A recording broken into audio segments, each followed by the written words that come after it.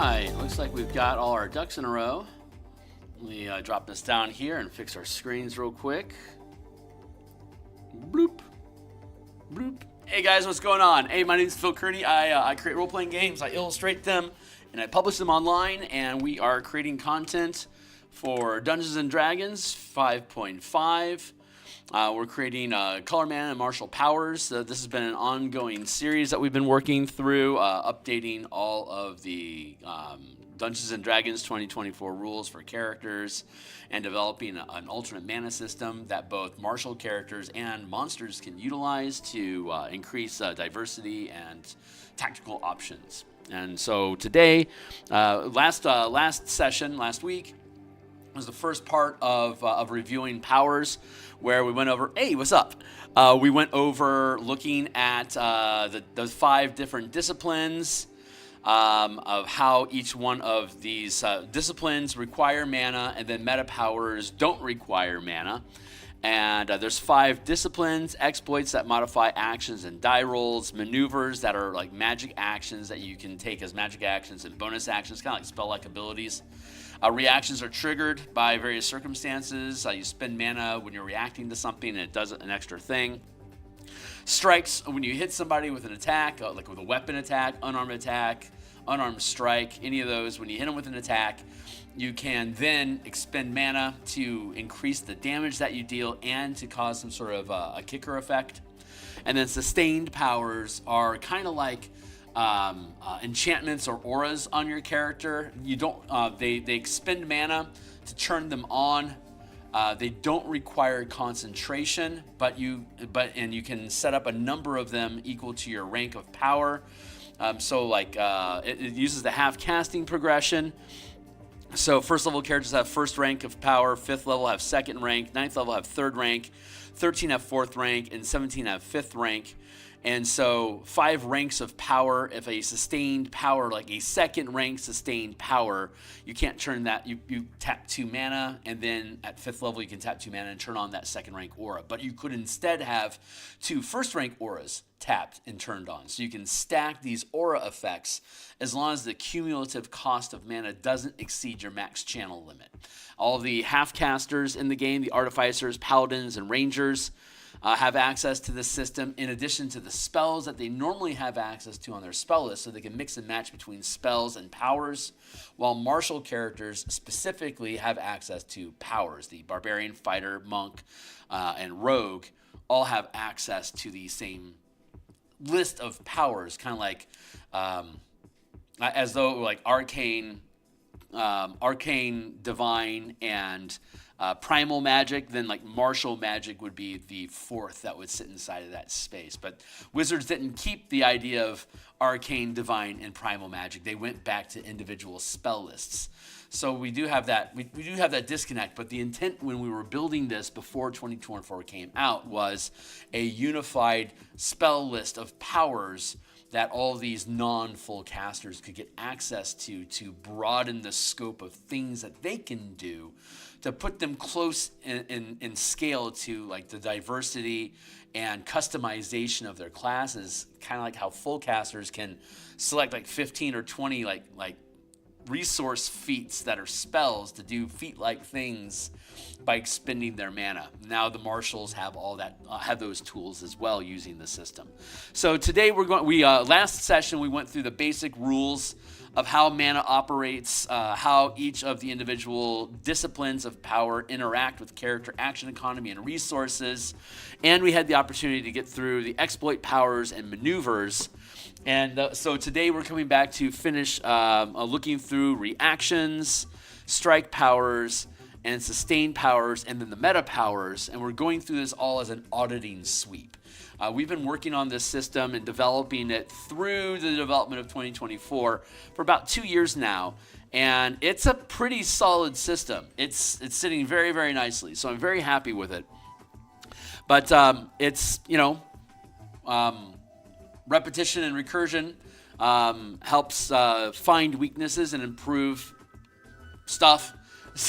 So we're going to go through, we're going to look at all these things to improve them and improve stuff. So the end result here is after we go through the sweep, we're going to be in a position where we can start breaking down pages and actually building out.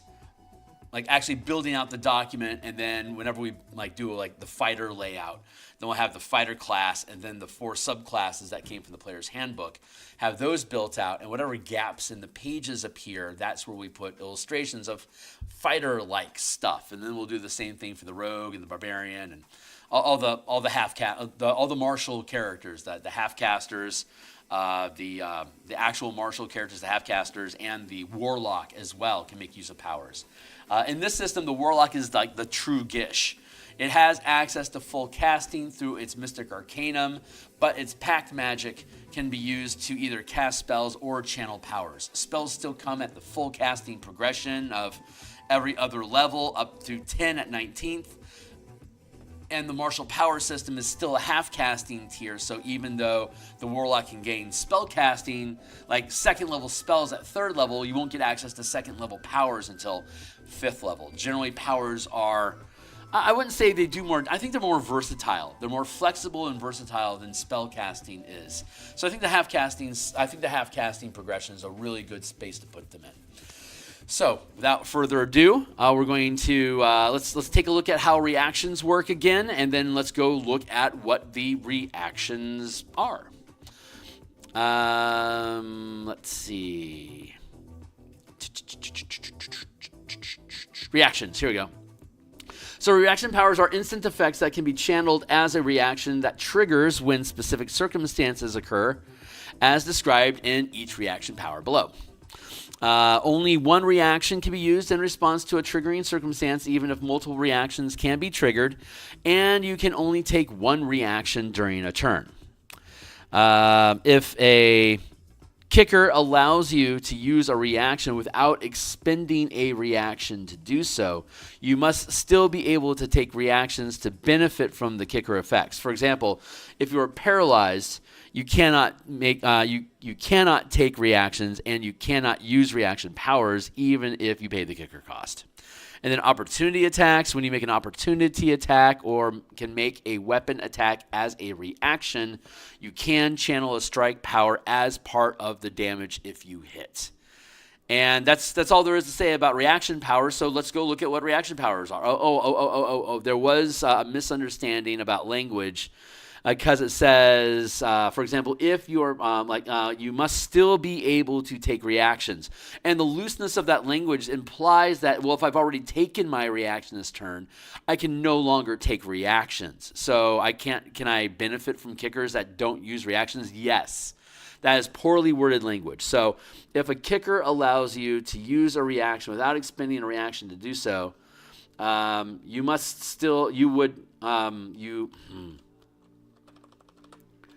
would still, no, that's not the right wording. If a kicker allows you to use a reaction power without expending a reaction to do so, you must still be able to take.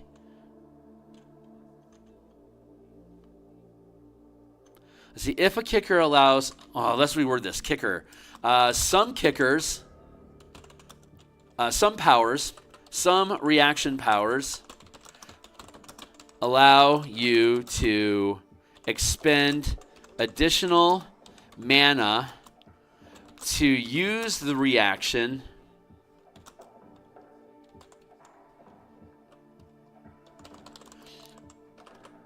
without expending, to use the power without using your reaction. If you there is no limit to how many reaction powers you can use during a turn if you have the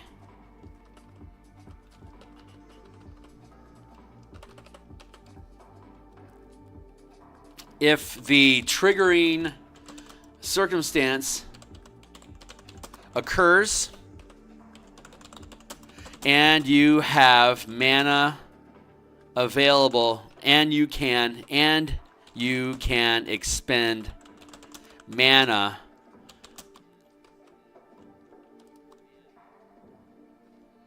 to do so.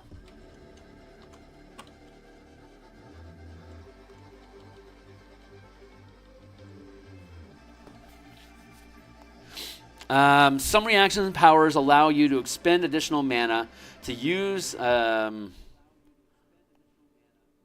Some reaction powers allow you to expend additional mana to use the power, to channel the power. Hey, what's up? Hey, Steve, it's good to see you. Thanks for hanging by. Some reaction. Let's work on this. Screwy language. Some reaction powers allow you to expend additional mana to channel the power without. Allow you to expend additional mana to channel the power without using your reaction to do so. There is no limit to how many reaction powers you can use during a turn.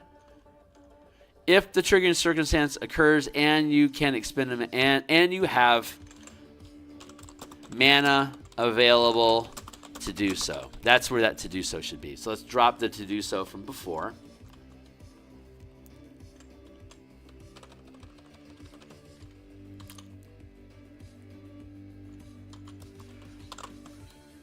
You must,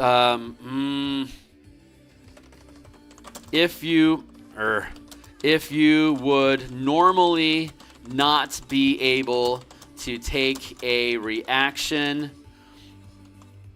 you cannot do so even if you pay the kicker cost. For example, if you are paralyzed, you cannot take reactions, and you cannot use reaction powers, even if so. So you cannot use reaction powers even if you pay the kicker cost. Comma. So there, I think that's better language. I think that straightens out the confusion because now we know that you can always use multiple powers whether you have a reaction or not if you have the mana to spend and you would normally be able to take a reaction. That's what we're attempting to say there. That's not limited. Like if you've already spent your reaction, you can still use reactions without using a reaction if you spend the extra mana to do so. Language, it's, yeah, anyway, I'm content with that. I think that's better wording. And when we hire an editor to help walk through it, we'll probably get better wording yet again. So let's sally forth and kick on down to the reaction list. Oh, for people that are interested, this document is available to all of us. Here is the Martial Power playtest document that we are literally crawling around inside of right now. It's free to view, but it doesn't allow downloading, copying, pasting, and we're going to have it on the DMsGuild along with everything else that we publish once it's actually finished. That link here that you can follow to see the color mana system that we've already published for 2014. We're now going through the process of updating all of these books for 2024. So cheers. And if you think this stuff is cool, it would be great if you like, subscribe, hit the bell icon for notifications when we're live in the future. I stream Monday through Fridays in the mornings doing artwork for the books that we publish, and then we do game design like this on Mondays and Thursday nights as well as Saturday mornings. And then Saturday afternoon, we do play testing and run concept campaigns to play test these mechanics and make them good. So let's go down to maneuvers. We went through the maneuvers. Sleeper hold, stupefy, TK bubble, wave of... Yeah, we went through all those. Okay, great actions. So there's 27 reactions. Let's see, we moved deflection to 2. Let's go see deflection. Yeah, we did move deflection to 2, so we can remove that. Added a kicker to command the defense reactions. 1 mana to not use reactions. Yeah. Okay, so let's just go through these. See if there's any language cleanup that we need to do. And honestly, once we go through the reactions, the strikes, and the sustained powers, I'm going to go ahead and cut it short for the night. Because I've got some extra artwork I need to do to get the Eberron adventure we've been working on published that I worked on this morning. I want to get as much time in on that tonight as I can so we can speed that up tomorrow and hopefully have the adventure published this week. So stay tuned for that. Okay, so for now, reactions.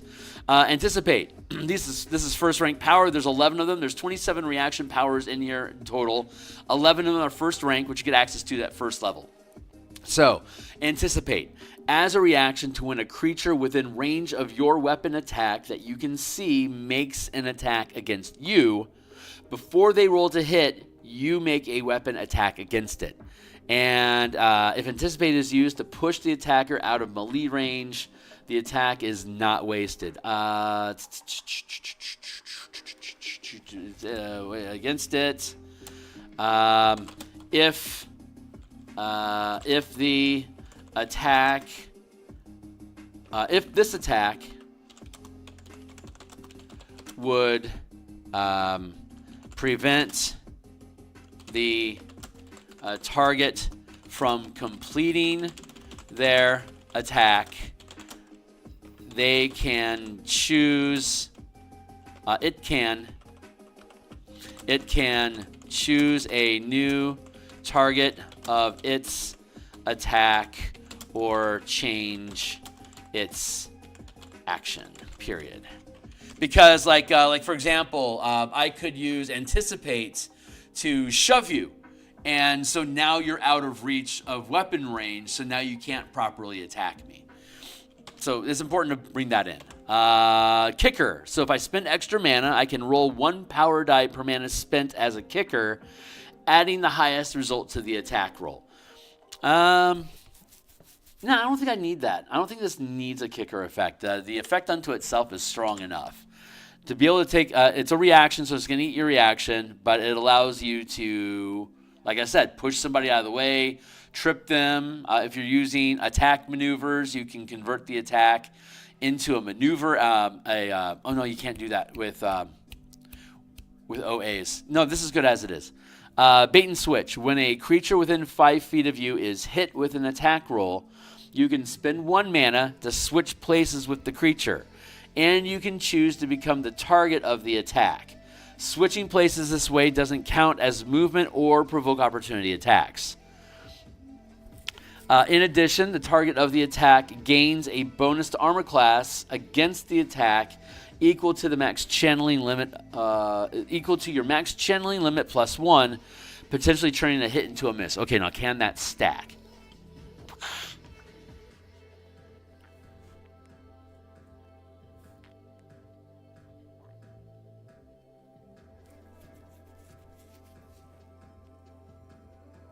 No, we already discussed before that multiple powers overlap, not replace.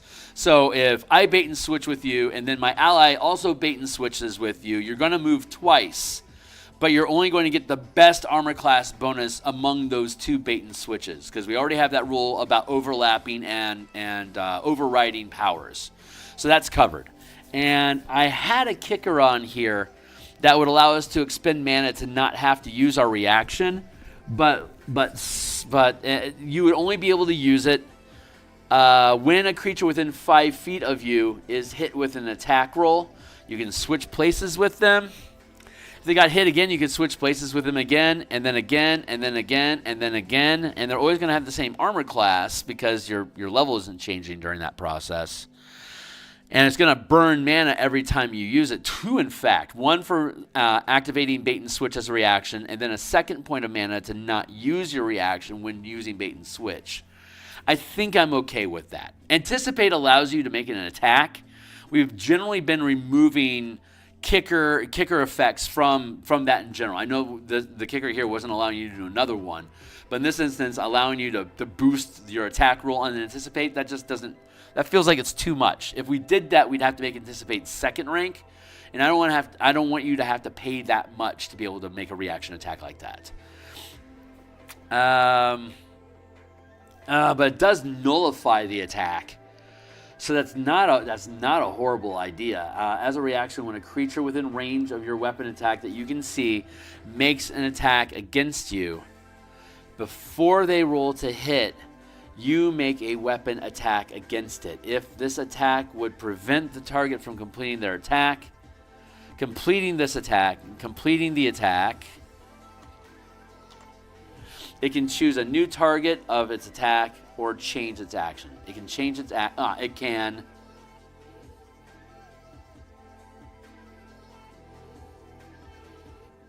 it can change. It can choose a new action or a different target of its attack. That, I think, works. Bait and switch. Controlled fall. As a reaction to falling, you can land on your feet instead of prone and reduce the damage taken by 10 times your max rank of power. So at first rank, that's 10 damage. At second rank, it's 20. And then up to 17th level, it's 50. So it'd be for 1 mana at 17th level, you could fall and land on your feet and reduce the damage by 50 points. There you go. Really good deal. You have to have it. I mean, Monk gets something similar already. What does the Monk do, actually? Let's see how that scales compared to the Monk. Make sure that we're not too broken, because it might have to be 5 times instead of 10. Let's take a moment here and check that out. Let's go to classes.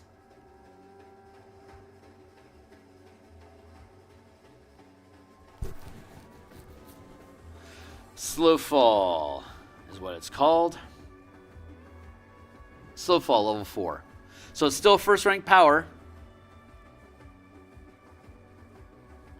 You can take a reaction when you fall to reduce any damage you take from the fall by an amount equal to 5 times your monk level. So at 17th level, it's going to be, 85 damage, and it's free to use? Yeah, I think 50. I think 50 at 17 for 1 mana, that's fine. It's not as good as the monk. And it still requires an action, so the monk could either use slow fall for free or could use controlled fall for 1 mana. It would always be to the monk's advantage to use slow fall. Anyone else that's picked this up is going to benefit as well, but you have to here's the thing about all these powers. There's like 170 powers. And they're all like, God, I wish I had taken that power, because there's always something that crops up. It's like, oh, I could have used this, that, or the other. It's a matter of what kind of action sequence do I want to be able to reliably use for my own character to develop my own action loop and my own use of action economy to control what I do.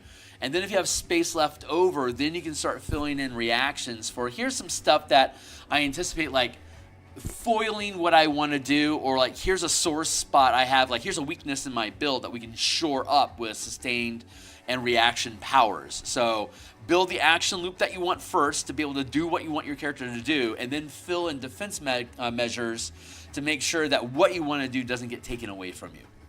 So that's just a general DM tip. Downtrodden. As a reaction to when an enemy you can see within range of your weapon attack becomes prone, you can make a weapon attack against them. You can use this during your own turn. If I were to use the Topple Mastery and I hit you and I knock you prone, I would then be able to trigger Downtrodden to, as I knock you prone, that triggers my reaction. I can hit you again. So like a 5th level fighter with Nick could make 2 attacks, use Nick, and then a bonus action. And if during that sequence, those 4 attacks, if I happen to knock you prone, I could then use my reaction to Downtrodden on your way down. And again, reactions can always use powers when you're making attacks. So I can juice every one of those attacks with extra damage if I'm willing to spend more mana. So your martial characters can like go Nova almost as much as martials as full casters can. Full casters can go Nova like, I cast Meteor Swarm with 9 mana and do 20d8 worth of damage to you, you die.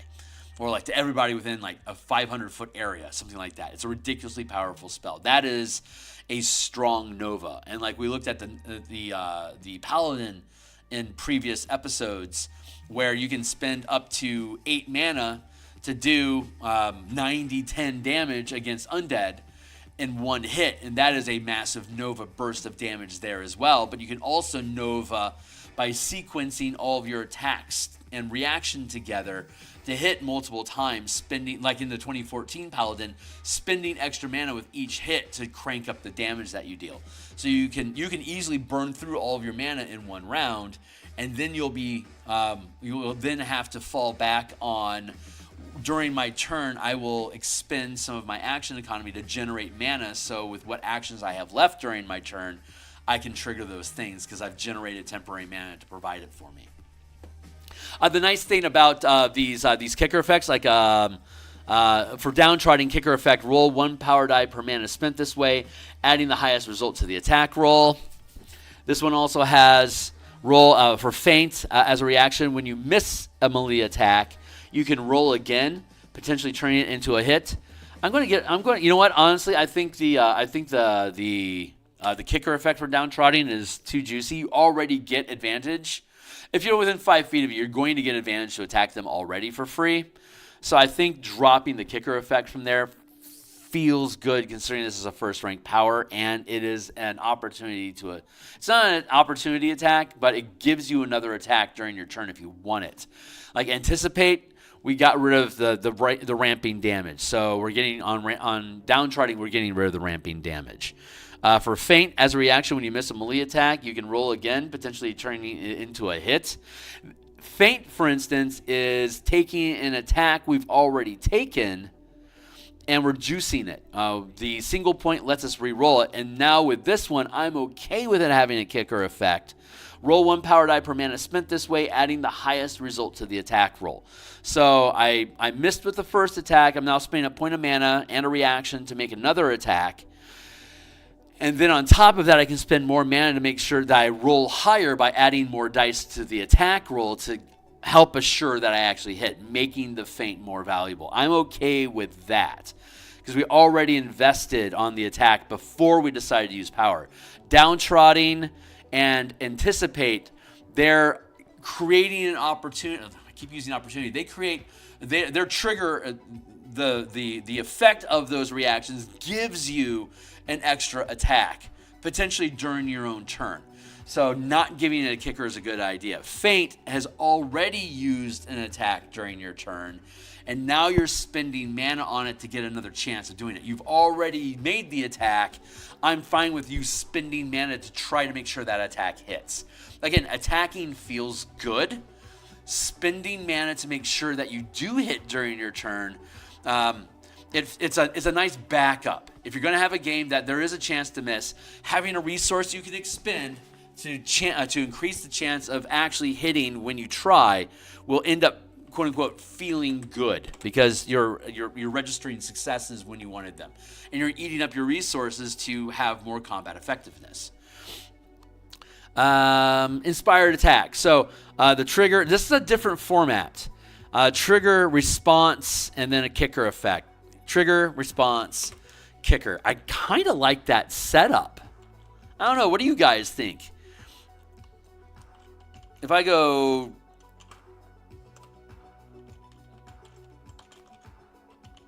What if I set it up that way?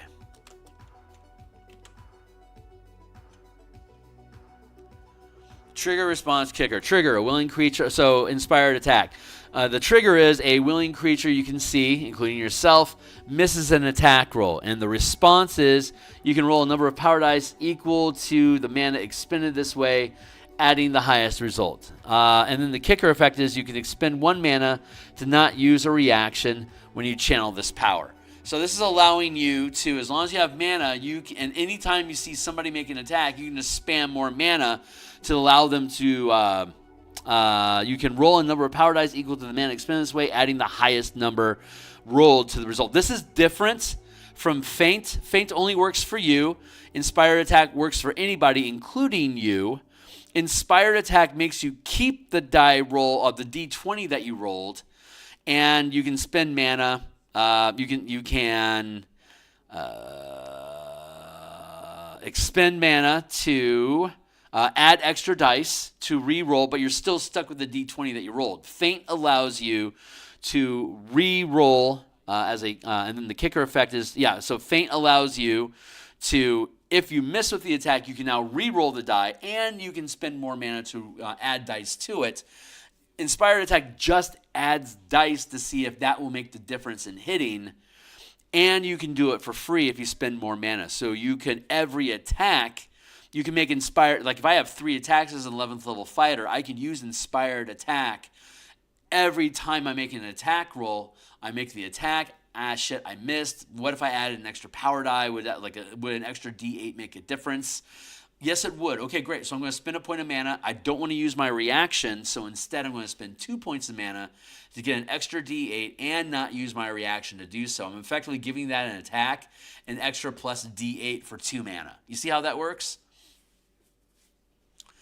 So it's different. Feint gives you more chance of rolling a better die, a better D20, and you can choose to add your power dice to it after you see what that D20 comes up with for 1 mana. You might not have to spend more than 1 mana. Or you can start dumping mana on top of it by rolling more power dice. There you go. Anyway, but I think I like this trigger, response, and kicker. I think I like how that sits. So let's do that, and then that. So we'd have trigger,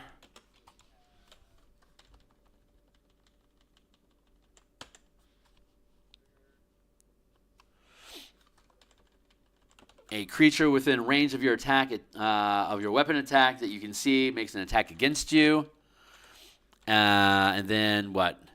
Response.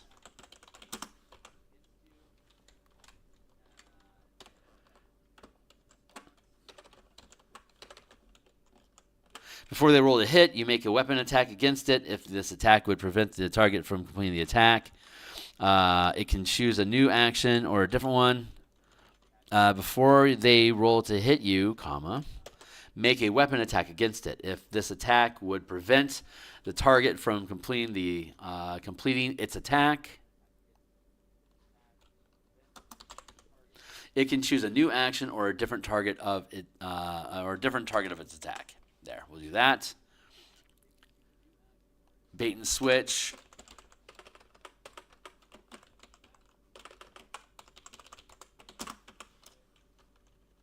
Trigger, a creature within 5 feet of you is hit with an attack roll. You can, and then period. Response. You can spend 1 mana to switch places. You can expend 1 mana to switch places with the creature, and you can choose to become the target of the attack. Switching places this way doesn't count as movement or provoke opportunities of attack. In addition, the target of the attack gains a bonus armor class against the attack equal to your max channeling limit. +1 potential limit +1, potentially turning a hit into a miss. And then kicker. My music stopped. What's up with that? You can expend 1 mana to not use a reaction when you channel this power.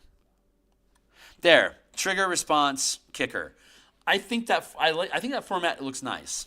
I like that. What the hell happened to my music, dudes? Thank you.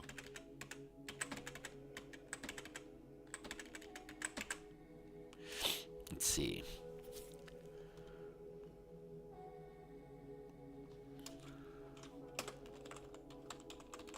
Trigger.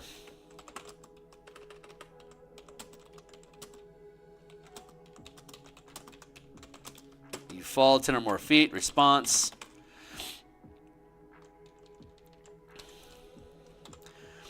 You can land on your feet instead of prone and reduce the damage taken by 10 times your max rank of power. Downtrodden. Trigger.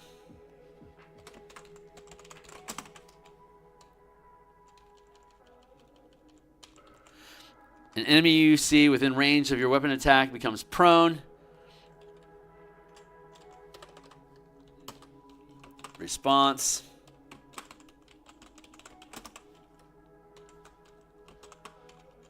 You can make a weapon attack against them. Feint. Trigger. You miss them only attack roll.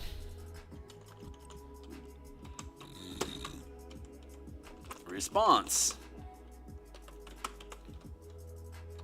You can roll again, potentially turning an attack into a miss into a hit. Kicker. Roll 1 power die per mana spent this way, adding the highest result to your attack roll. Yeah, I'm really digging on this. Probably push this to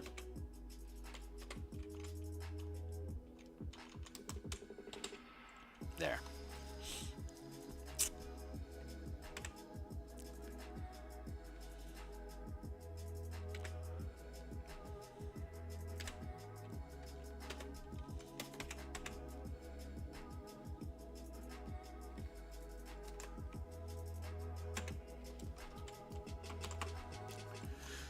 Cool. Okay, we're back up. So let's see. Inspired attack. We just went over that. And then we have inspired effort. Trigger a willing creature you can see, including yourself, fails an ability check. And your response is that you can roll a number of power dice equal to the mana expended this way, adding the highest number rolled to the result of the ability check, potentially turning the failure into success. And then the kicker. You can expend 1 mana to not use a reaction when you channel this power. This is basically lets you just spend mana to reroll. I mean, you can only do it once. Trigger, response, and then kicker.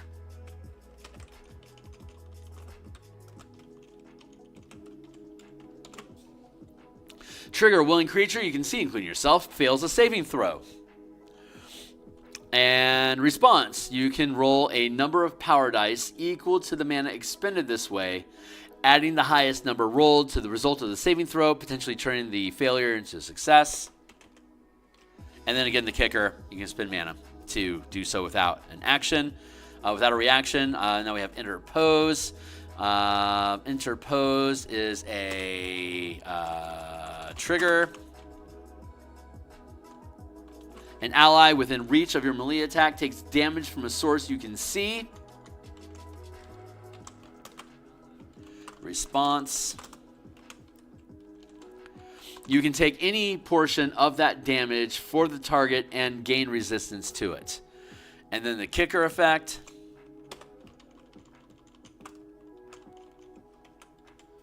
You can expend 1 mana to not use this as a reaction. And see how all these kicker effects that let you not use your reaction, they're all either like defensive things for yourself or your friend, or taking damage and preventing damage for your friend. So it's like either improving die rolls or preventing people from getting hurt. Those are things that we allow you to do without using a reaction.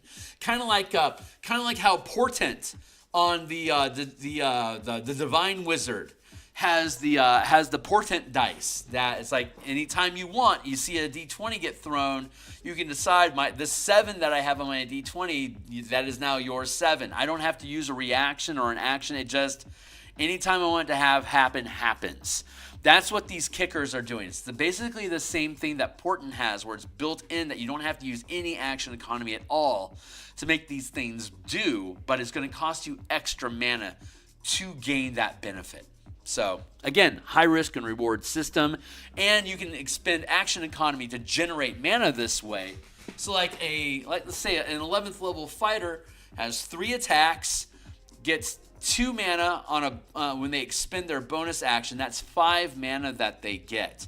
So I could use, with that 5 mana, I have my reaction as well. So that's a reaction. And I could use inspired attack as a reaction for 1 point, and then give you 1 point of kicker. So that'll be 1 mana there with my reaction. Now I have 4 mana left over that I generated. I could use inspiring attack with a kicker again, and inspiring attack with a kicker again for 2 more mana.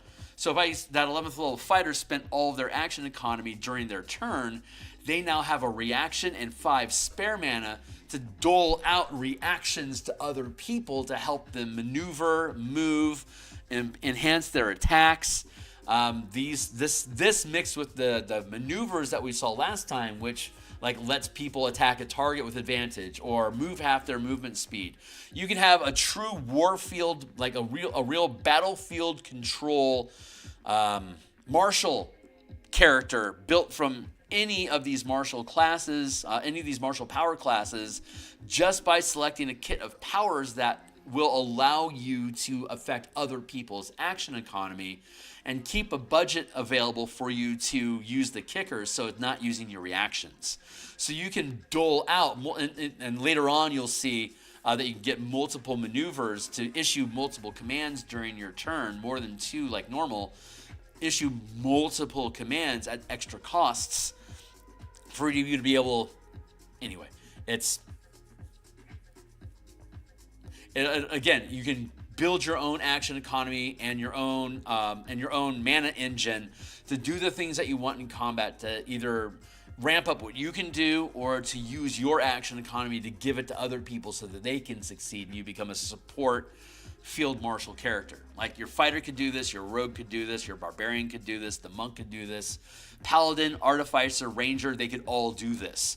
So like if you're in a large party and you're struggling to figure out like what's the role that I'm going to play, how am I going to help my team succeed, we already have all our bases covering. Building yourself around this commander battlefield controller to dole out extra action economy or to manipulate other people's die rolls makes you a strong combat support character.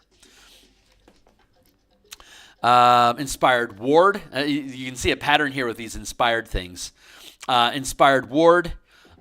Trigger is when a creature you can see, including yourself, fails a saving throw. The response is that you can roll a number of power dice equal to the mana expended this way, adding the highest number rolled to the result of the saving throw, potentially turning failure into a success. And the kicker again is you can spend mana to not use a reaction with this power. But again, it's going to just start chewing through your mana. And as half-casters, using all the martial characters, all these characters use the same progression where it's 1 mana per level on a short rest.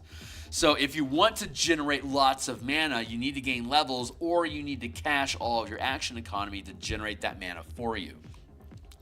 And again, looking at the rule set here for generating temporary mana, you can only do it during combat, but some features and powers generate temporary mana, which acts the same as mana in a character's mana pool, except temporary mana is lost at the beginning of your next turn. Temporary mana can be combined with mana in your pool. The combination of mana expended cannot exceed your max channel limit and can only be used to channel powers unless a feature specifies otherwise. So, empowered actions, characters with the channeling class feature can expend, like for example, a wizard, like a blade singer wizard, could use feats to pick up powers, but you don't have the channeling class feature because you're a wizard. So you don't get to expend action economy to generate mana unless you're willing to take that 1 level dip into a martial class. And of course, if you do that, you lose access to your capstone 20th level power, your 20th level class feature, which a lot of people think that's not a big deal. But with the martial power system that we've developed, all full casters at 20th level can have the ability to expend, like permanently sacrifice mana to enact wishes that will come true the way that you want them to without DM tomfoolery. So if you want to miss out on that ability, like if you know your campaign's going to 20th level, you're going to want to think long and hard, do I want to sacrifice my ability to do that? And if you do, then you you get access to these empowered actions right at level 1. They're not really great, but they do generate infinite mana during combat for you if you're willing to give up action economy to do it. The type of action economy. Okay, so a temporary mana can channel. Temporary mana. Characters with the channeling class feature can expend action economy during combat to generate temporary mana for channeling exploits, maneuvers, reactions, and strike powers. Any temporary mana that remains unspent before the beginning of your next turn is lost. The type of action economy that can be expended to generate temporary mana are described below. Attacks. When you take the attack action, instead of making an attack, you can generate 1 point of temporary mana. If you have the extra attack feature, each attack can be expended for 1 point each. You can choose to expend each attack separately, all at once, or in any combination. This does not include additional attacks that you would gain from Nick or Cleave Mastery properties. Attacks gained from the Haste spell, Thirsting Blade invocation, the Celerity power, or similar effects. Nor does it include attacks gained as a bonus action, such as Monk's Flurry of Blows feature. Nor can opportunity attacks be sacrificed during a reaction unless a feature or power specifies otherwise. And then your bonus action, you can expend your bonus action to generate temporary mana based on the max rank of power you've gained, as listed below. So if you can channel first rank powers, which means you're a first rank channeler, you get 1 mana. At 9th level, since it's half casting progression, right? Wrong table. Wrong table. There. Half casting progression, right? Why are you locked up? Thank you. Half casting progression 1, 5, 9, 13, 17, 5 ranks of power.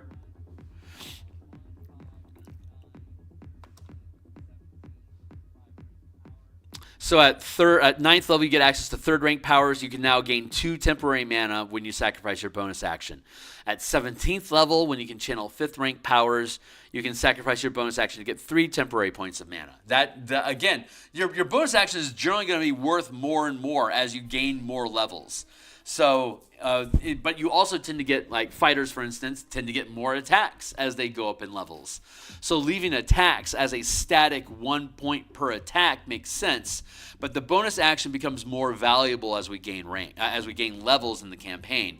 So getting more mana for those higher levels also makes sense. So 1, 2, 3 points of mana, there you go. And then reactions, you can expend your reaction during any turn to generate 1 point of temporary mana. The rogue actually operates under different rules because they don't get extra attacks and stuff like that. So they're a little bit more cramped, but they have their own separate rules that amplify this stuff, which is listed as class features in the Thief down below, which we already dealt with about, I want to say 4 weeks ago. We went over the rogue.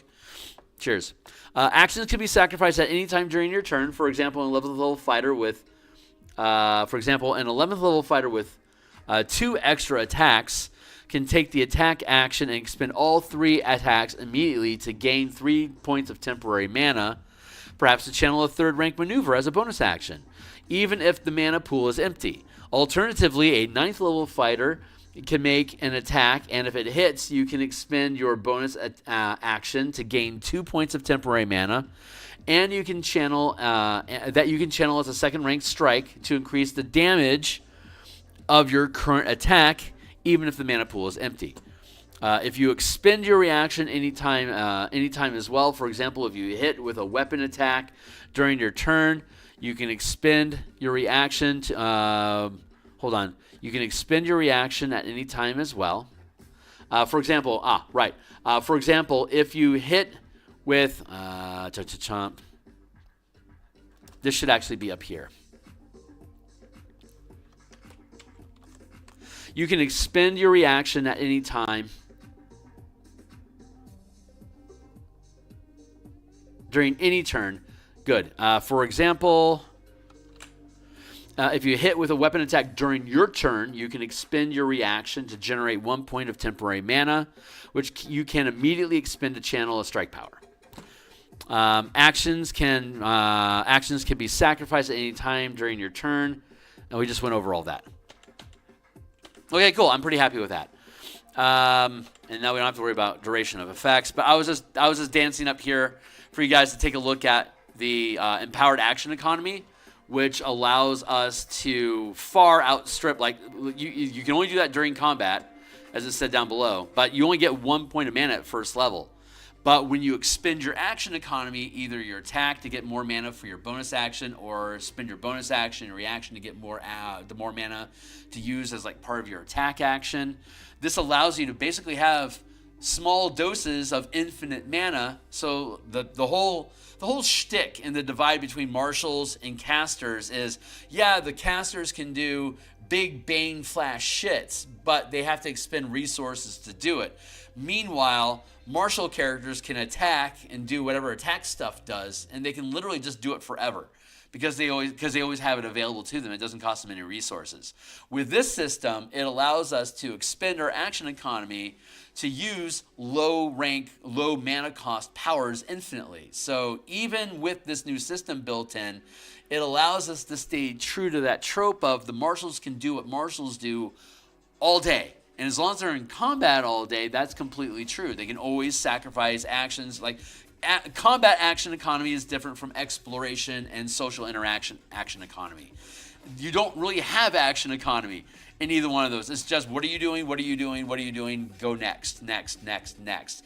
And it's not parsed out in 6-second chunks into 6 different types of action economy that makes action within that 6-second round really active, right? So when you're out of combat, you don't have all this extra action economy to dole out and to make decisions with.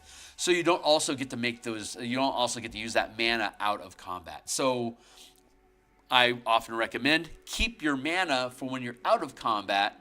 And if you want to use powers in combat, give up action economy to generate so you can use it if you don't have something better to do. But there's so many times in game where it's like, I don't want to give up my action economy because I want to do something with my action and my bonus action, and I want to keep my reaction available. So even though this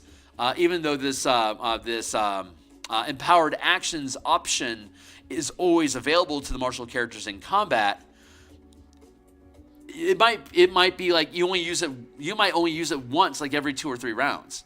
Like in the last playtest that we did on Saturday, I was running a 16th level barbarian, and between my hit dice and my mana pool, I never ran dry. I didn't have to spend any of my action economy to generate mana because of all the benefits and resources and features that a 16th level barbarian has available to them.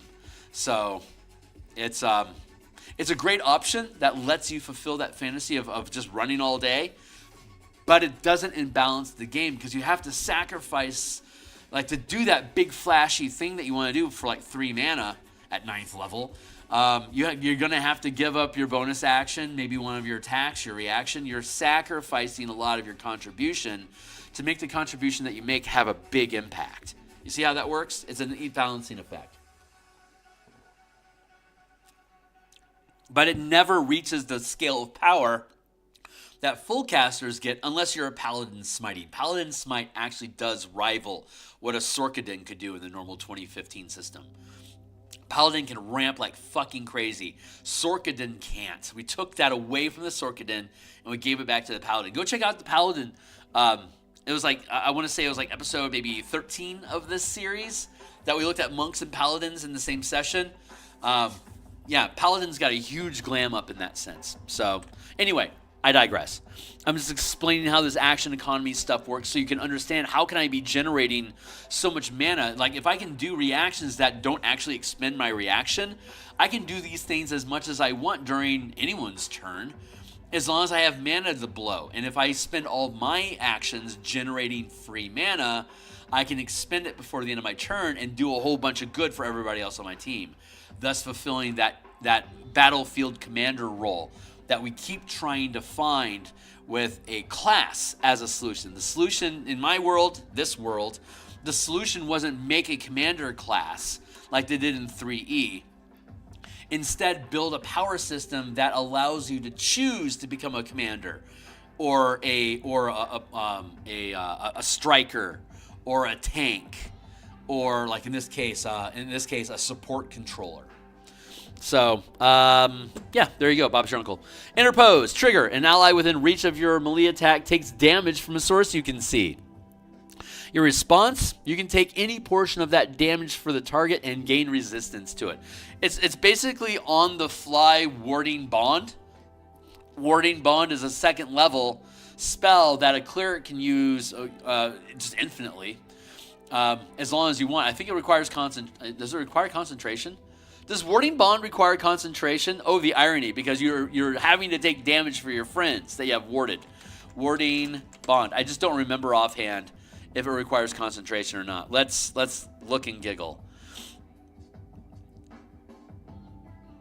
Oh, no, it does not require concentration. You just turn it on and it stays on. But you're always taking damage for them. While the target is within 60 feet of you, it gets an armor class bonus and saving throws, and it has resistance to all damage. Also, each time it takes damage, you take the same amount of damage. And it has resistance to all damage. So if I hit you for 50 points of damage, Warding Bond reduces that to 30 damage. And then, let's see, and it has resistance to all damage. Also, each time it takes damage, you take the same amount of damage. Whew, boy. So you give them resistance to all damage. So if 30 points of damage comes in, you take 15 and they take 15. And the spell ends if you drop to 0 hit points or if you and the target become separated by more than 60 feet. It also ends if the spell is cast again on either of the connected creatures. So that's Warding Bond. That lasts for an hour. This Interpose instead is 1 mana to activate it or 2 mana if you don't want to use a reaction for it. Basically 2 mana for 1 instance versus the Cleric 2 mana for an entire hour while you're within 60 feet of each other. So like a very different scale and power. But again, we can generate mana to do this as often as we want while the Cleric can't. The Cleric has to spend those points. And it can quickly get in trouble if I have Warding Bond on the Barbarian and they have resistance already active, they're not really gaining anything more from it. I'm just going to take damage with the Barbarian, and that's stupid. I would want to cast that like on like the Rogue or the Wizard or the Bard or whatever to help shore up their defenses, because I can self-cast healing on myself from safety anytime I want. So I can stay far on the back line, soak damage with my allies, and just keep healing myself so I can continue providing that resistance to tank for my allies. So again, it can do a lot of what full casters can do, but it gets there differently and it's less efficient, but it's more versatile. You see how that works? Reposition as a reaction. Oh, so this is going to be trigger, response, kicker.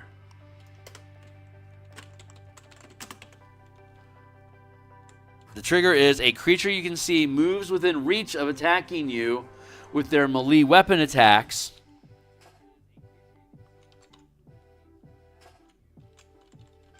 With a melee weapon attack.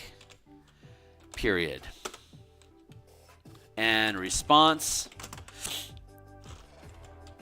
You can move 10 feet. This doesn't count towards your move speed. So, reposition, trigger, somebody walks within reach to hit you with their weapon, and in response, you dance 10 feet in some random direction. Retaliate, and there is no kicker. So, trigger.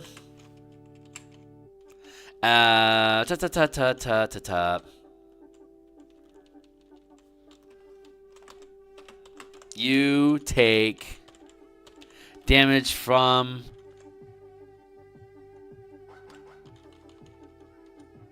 an attack you can see within reach of your weapon. Period.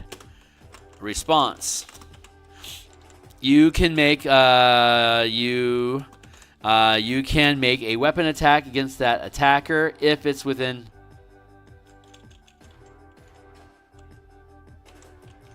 You can make a weapon attack against that attacker. See, whenever you're getting in, whenever your reaction generates an attack, we never get you the kicker to do it for free because we don't want to give you more attacks than your character normally would have. We just want to modify how effective or dangerous those attacks are. And that's it for first rank. That's a load of good stuff. And we'll look at we'll look at further exploits of the system later on when we get down into the meta powers. But countering attack. So why do I have an asterisk on this? Let's go check out. Is this right or no? Countering attack as a react. Let's go with our trigger and then response.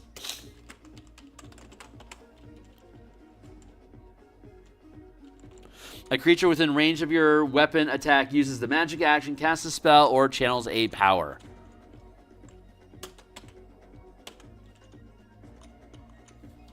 Period. Result, response. You make a weapon attack against the target. If it hits, you make a weapon attack. Let's see. A creature within range of your weapon attack uses the magic action, casts a spell, or channels a power. Response. You make a weapon attack against the triggering creature. Period.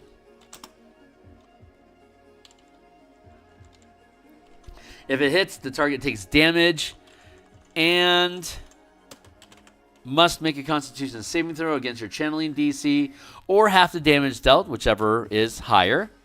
If the save fails, the action is disrupted as though affected by counterspell. Cool, and no kickers. Curse of the Fallen Puppet. The Curse of the Fallen Puppet is the first reaction that we see that we took from the Blood Hunter. We converted all the rights,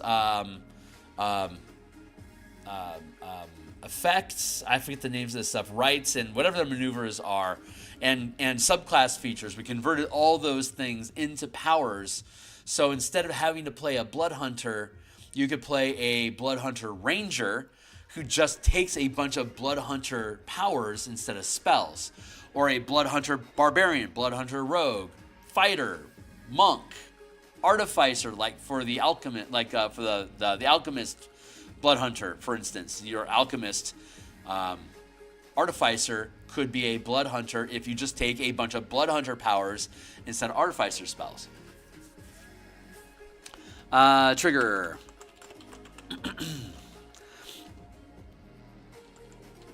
Curse of the Fallen Puppet. A creature you can see drops to 0 hit points. Period. Response. You can command the creature to move up to half its speed and make a melee attack against a creature you can see. The effect ends immediately after the creature attacks. Curse of Hesitation.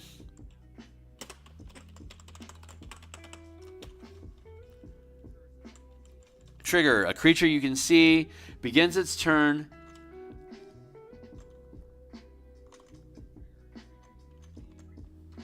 A creature you can see begins its turn. Response. Roll a number of power dice equal to the mana expended this way and reduce its initiative count by the total rolled, delaying its turn until the lower initiative count. You cannot reduce the initiative below 0 this way.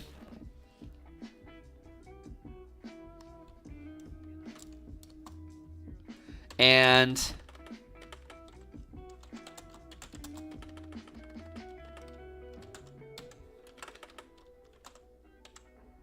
period.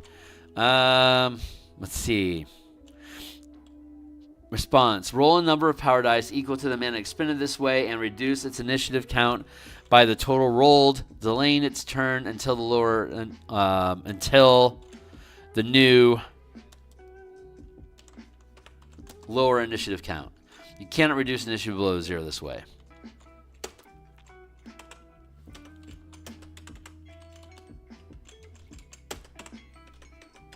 There we go. So obviously you have to have your reactions available, so this can just basically drive them further down in the initiative order. And once they get down to 0, that's basically where they're going to stay. So this curse allows you to get an initiative edge over creatures once you have your initiative come up and you can react to them. If they're super fast and they get first hits on you, good for them. You can then hit them with the Curse of Hesitation, and they won't be first in initiative anymore. They're going to get driven further down the stack so that, like, you go, and then if your roll is good, you might go again the next turn because they went first, and then you go, you hit them with the curse, they get dropped. Now when it comes around to the next turn, you're ahead of them on initiative, so you got to hit them with the curse, and now in the next round you get to follow up and hit them again. It's really effective. It works great for both characters and monsters. It's a great way for a DM to screw around with players' action, players' initiative order. Similarly, players can do it too. Like in D&D 5.5, there's a lot of creatures that will almost always go first in initiative because of what their initiative bonuses are.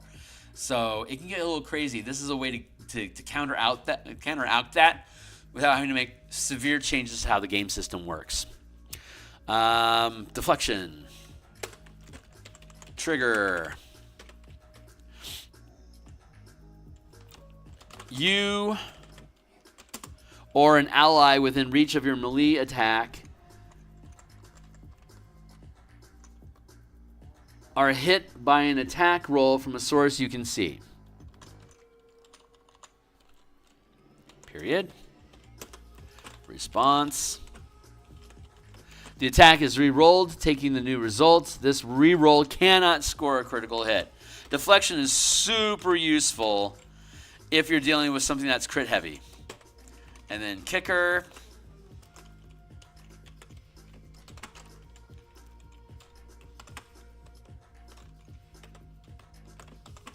You can expend 1 mana to not use a reaction when you channel this power. There you go. Moving target. Trigger. A creature you can see moves into or within the reach of your melee weapon. Response.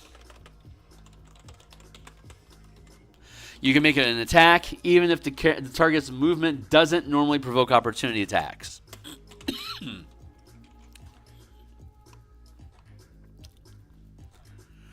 Parry. Trigger.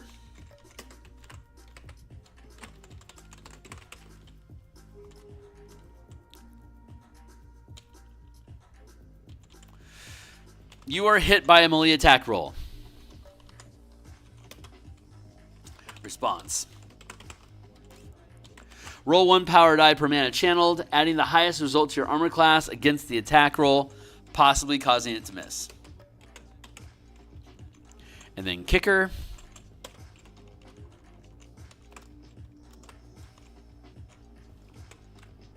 You can expend 1 mana to not use a reaction. Again, these are all defense powers. Defense and action economy for your friends. You can kick to not have to use your reaction for that stuff.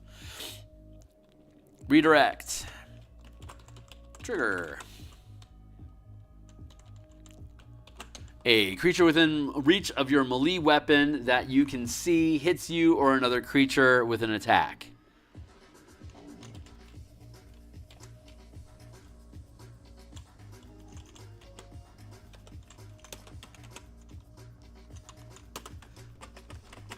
Response.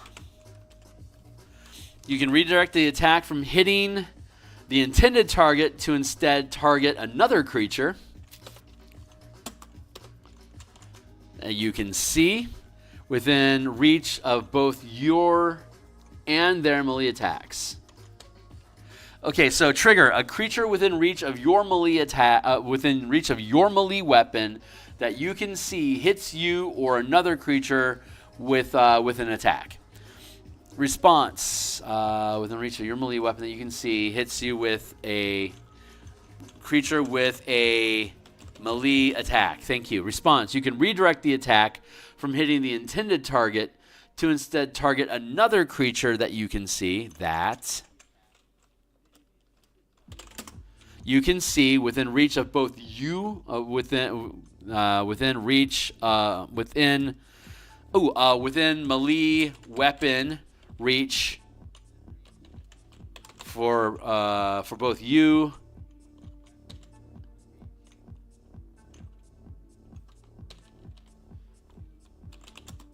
and the creature,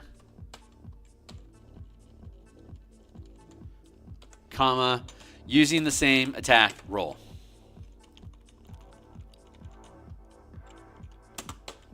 If there is no other target within reach, the attack misses.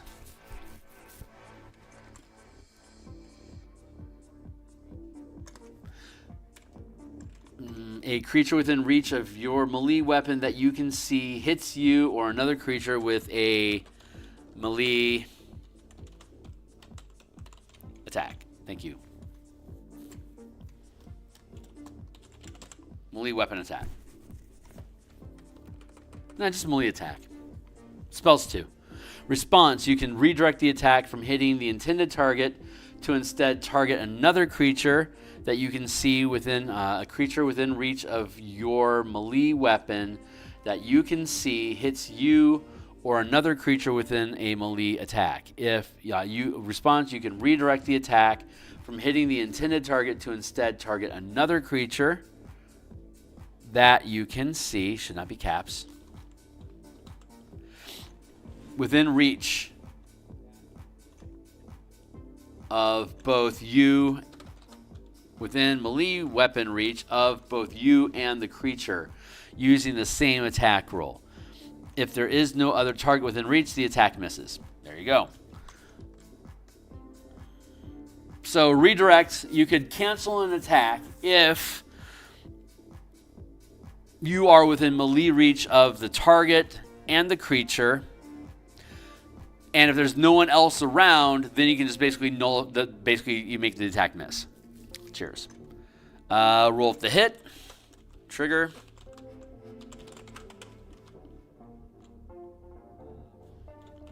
You take damage from an attack. Response.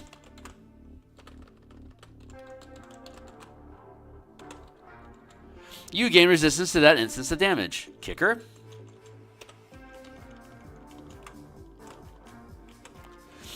You can expend 1 mana to make this not horrible.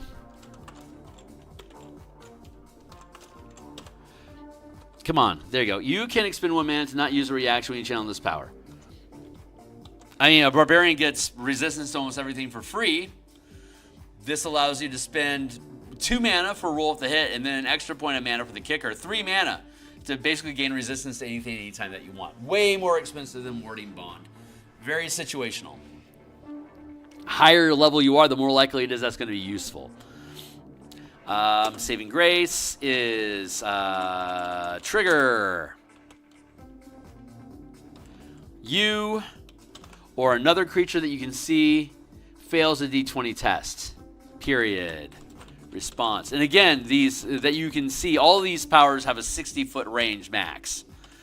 Reroll the D20 and any number of power dice.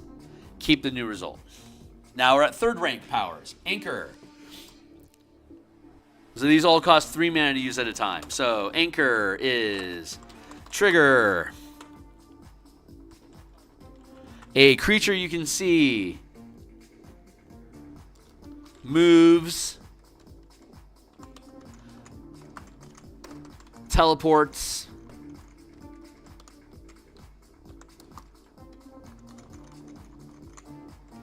or shifts planes, whether voluntarily or forced.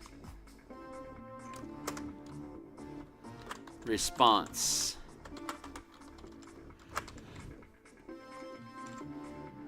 Before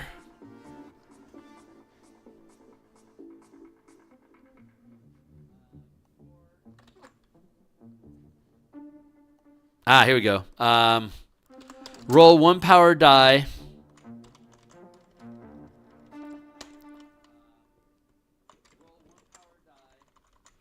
Comma.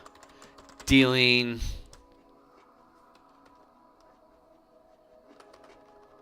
response. How do I want to word that? Response.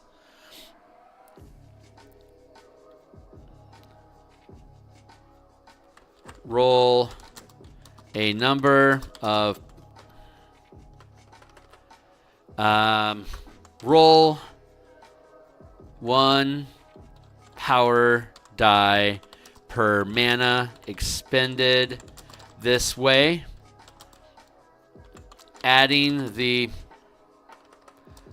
dealing force damage equal to the result, equal to the combined power dice rolls.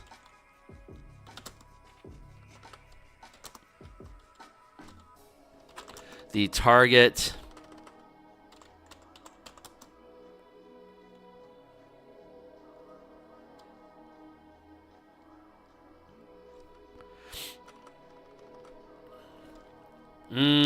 roll 1 power die per mana expended this way, dealing force damage equal to the combined power dice result response. How do I want to order this? This is getting wonky. Let's see. Here we go. The target creature must succeed a charisma saving throw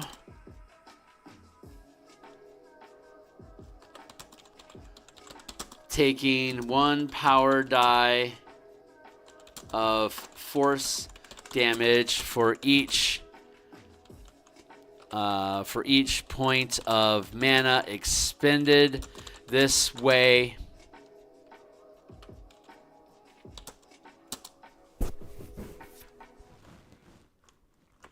You can make a... I'm not liking this. Everything's really wonky here. Let's go. Let's just look up something really quick. I want to look up wording here real fast. Let's go with hold person. No, that's probably not the right one to do. Let's go with what's a spell that deals damage and has a kicker effect at the same time?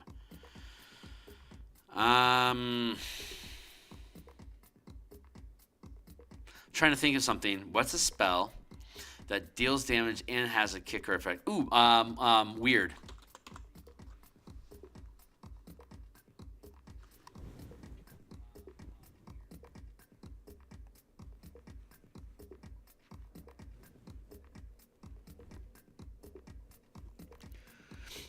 Makes a wisdom saving throw on a failed save. There we go.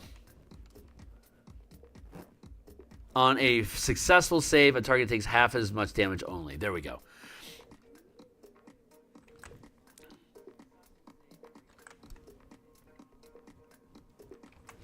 The target creature makes a charisma saving throw, taking 1 power die of force damage for each point of mana expended this way. And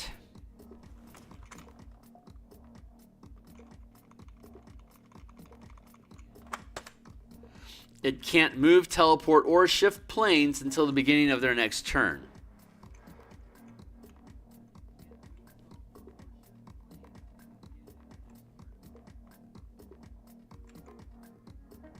A falling, flying, or swimming creature targeted with this power remains fixed in the space it occupies until the duration ends.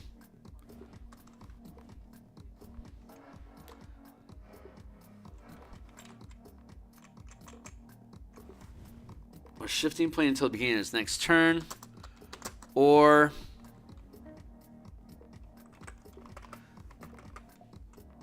a falling, flying creature, you can choose to forgo dealing damage.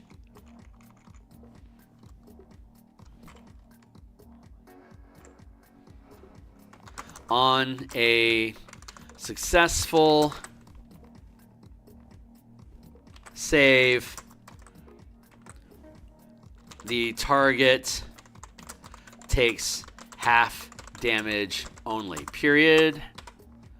You can choose to forgo dealing damage. A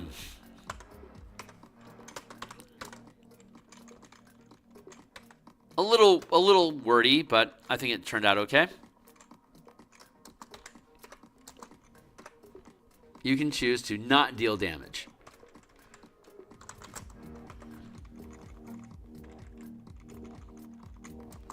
To the target creature. Period. Curse of Exposure. Trigger.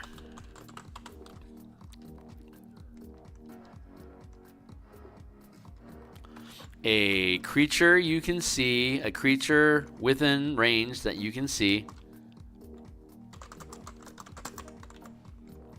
takes damage.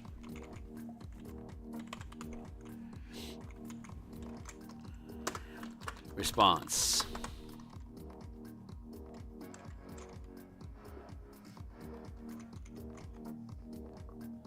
Takes damage. It takes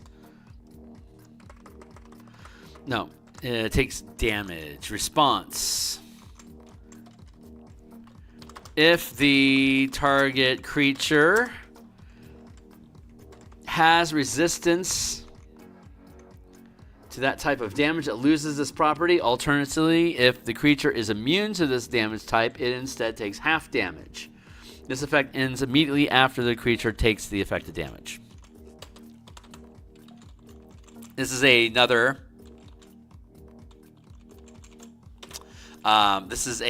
Blood Hunter feature.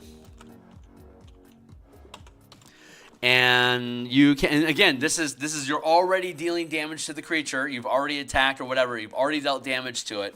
This is just letting you get rid of resistances and immunities that it has as a result of the action economy that you expended to deal damage to it. This is the most offensive kicker cost that removes needing. So you can tag something multiple times and remove its resistance or immunity multiple times during a round if you're willing to continue expending mana. Again, Curse of Exposure, it costs 3 mana by itself. And the kicker effect costs 1 more. So this is 4 mana every time you want to remove their resistance or immunity per instance of taking damage. So it is expensive as hell. But at higher levels, you're going to run across more and more shit that can deal that sort of stuff. So it becomes a problem and it needs to be dealt with. As a reaction to when you are hit by an attack roll, okay, you are hit by an attack roll that deals damage. Response.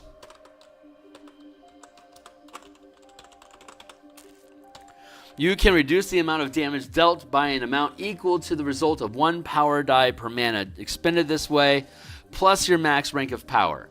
If you can see the attacker, you can force them to make a dexterity saving throw against your channeling DC. If they fail, they take the damage instead.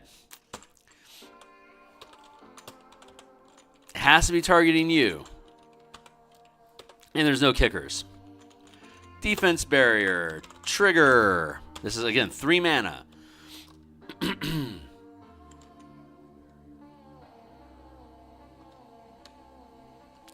You are targeted by an attack from a source you can see. Response.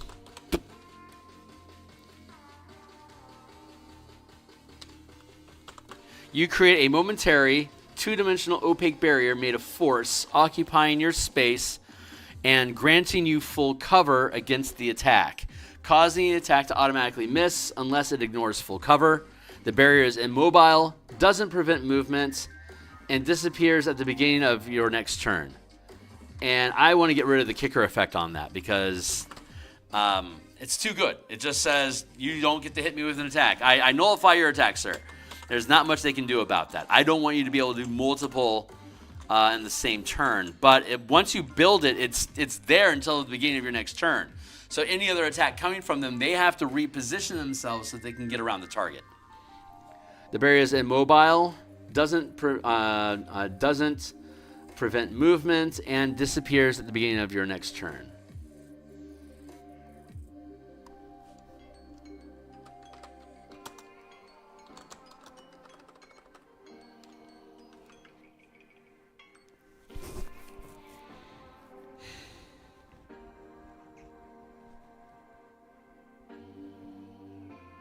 Beginning of your next turn. You create a momentary 2-dimensional opaque barrier made of force, occupying your space and granting you full cover against the attack, causing the attack to automatically miss, causing it to automatically miss, unless it ignores full cover. The barrier is immobile, doesn't prevent movement, and disappears at the beginning of your next turn.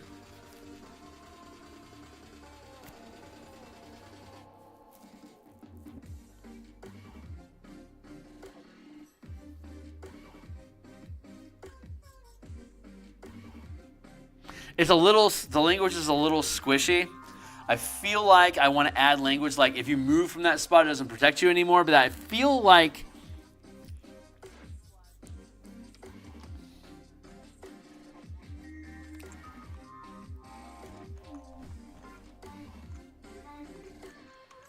this has facing. That's the problem that we have with this. It provides it creates facing.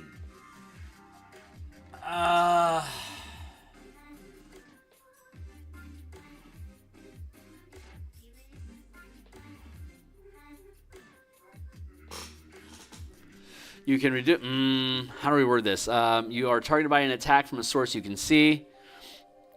You create a momentary two-dimensional opaque barrier made of force.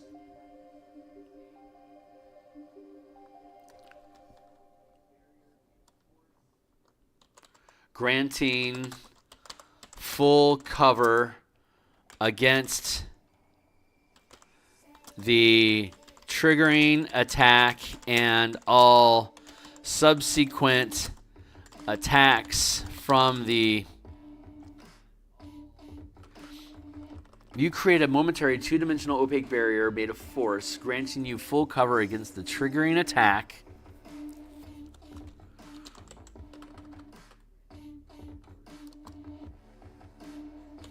and additional... Let's look up shield. Shield has the language that we need. Shield. This is going to be a horrible...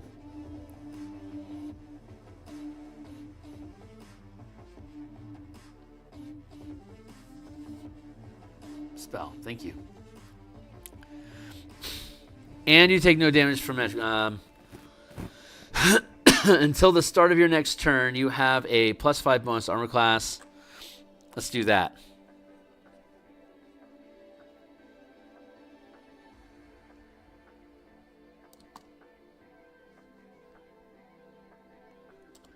Granting full cover until the beginning of your next turn against the triggering attack and other attacks from the... Shit. Okay, the language is getting a little rough here.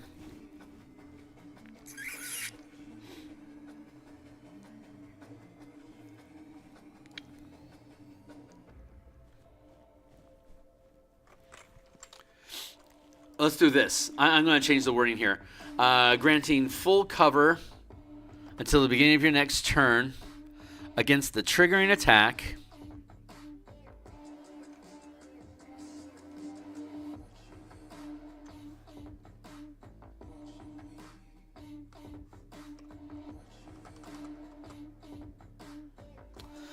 you create... Granting you full cover until the beginning of your next turn from attacks.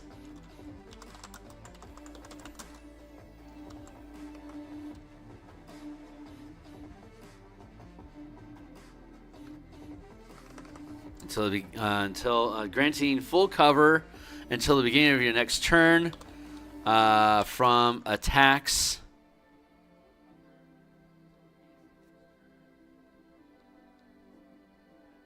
I want to say from the same direction, but like that's too fucking... Oh, God, this language.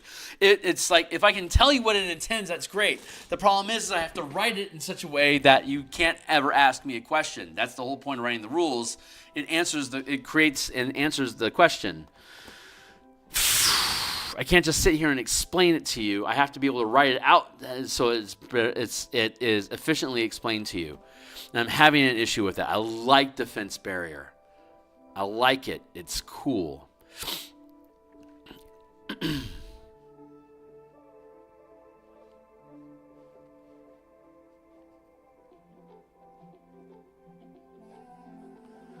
Granting full cover.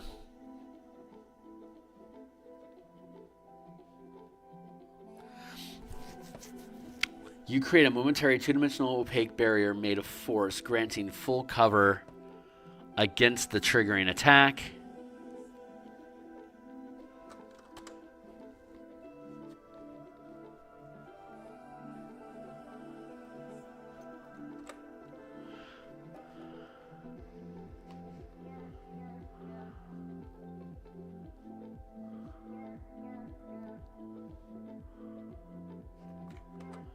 causing it to automatically miss unless it ignores full cover.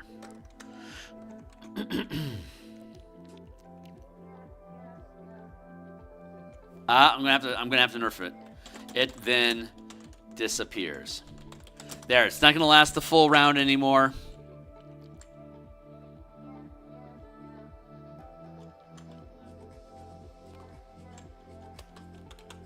Sorry about that. I can't make the language clean any other way. I'm gonna have to make it disappear. But that's effectively a counter spell. It's basically counterspelling an attack by just making you just be completely missed because you are fully covered, unless they have a caveat that lets them hit through full cover. Technically, that's balanced against counterspell. I'm gonna let it ride. I'm gonna let it ride. Trigger. A creature you can see makes an ability check, attack roll, or a saving throw. Response. You can alter fate by rolling a number of power dice equal to the mana spent. You can choose to either increase or decrease the result by the highest power die roll. Kicker.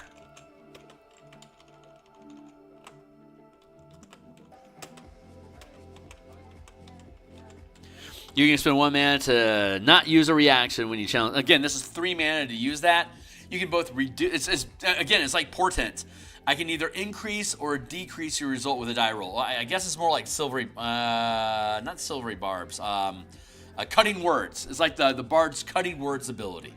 But instead of a bardic inspiration, which is bard gets for free or gains more for 2 mana, the Fate Spinner has to spend 3 mana, but you can spend a 4th point of mana to not use your reaction with it. Again, like Portent.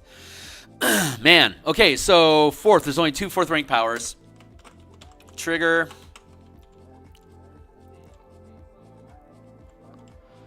You are targeted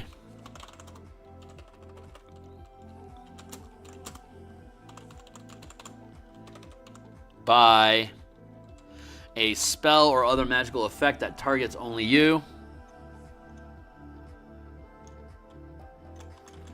Trigger a spell or other magical effects targets only you. Response. A different target must be chosen, or the spell is or the spell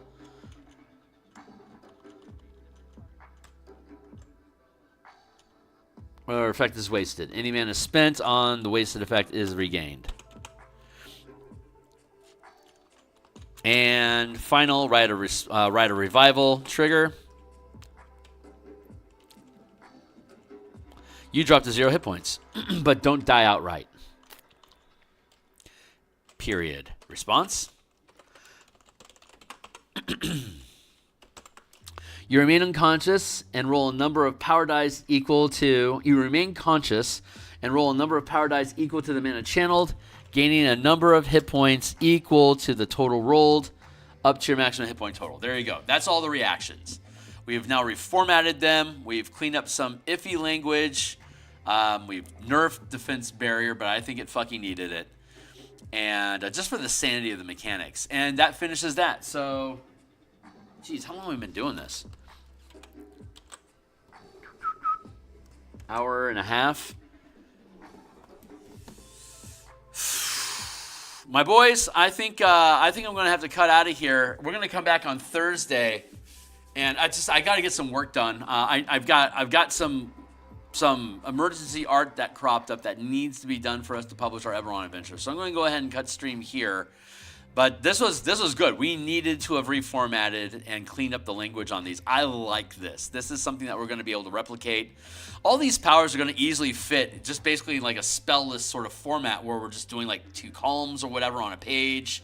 And occasionally we'll have gaps. We'll put that gap somewhere on the page, and then we'll drop some cool artwork to show how this effect works. Just like the Player's Handbook does with spells, we'll be doing the same with powers. So we're going to be doing a lot of action and combat art all throughout this book, including character, class, and subclass artwork, power gear, monsters. There's There's a lot of stuff that we're putting into this book. It's going to be super fucking cool. So, God, I'm thinking about doing this book first. I'm not sure if I want to rebuild all the Color Mana books first, or if I want to build this thing out. I'm not sure. Anyway, I'm going to go ahead and cut stream here for now. Again, I got a lot of artwork that I need to do. So I really appreciate you guys kicking through here and hanging out with me. I'm going to take off. I'm going to be back tomorrow morning to continue doing more artwork that we're going to do off screen tonight. Wednesday, I'm going to go on a pilgrimage downtown to Seattle for corporate hugs and at my day job, and then I'll be back Thursday morning to continue art. We'll be back Thursday night. We'll complete the list of powers on Thursday night. And then Friday morning, we'll be back for more artwork. Saturday morning, we'll be back to probably work on monsters and stuff on Saturday morning. Saturday afternoon, we'll do more Mage Tower at level 18. And then on Monday, I'll be back like usual in the morning to do artwork. And then probably Monday night next week is probably when we're going to get back to doing Eberron, Spelljammer, Mecha, Kaiju, Bashing campaign mechanics. Building dungeons and kaiju monsters, and we'll be using these martial powers to change how those monsters work. So they're interesting.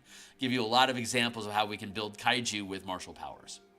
So that's it for now, guys. I'm going to take off. I will see y'all on the other side.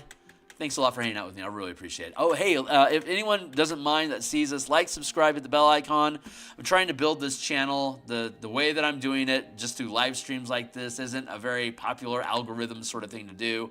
It's really difficult for me to build subscribers. So if you think this stuff is cool, best way you can support me right now is to subscribe, like, and share. And ask questions. Join my Discord. It's all free down below. I'll see you on the other side. Thanks a lot, guys.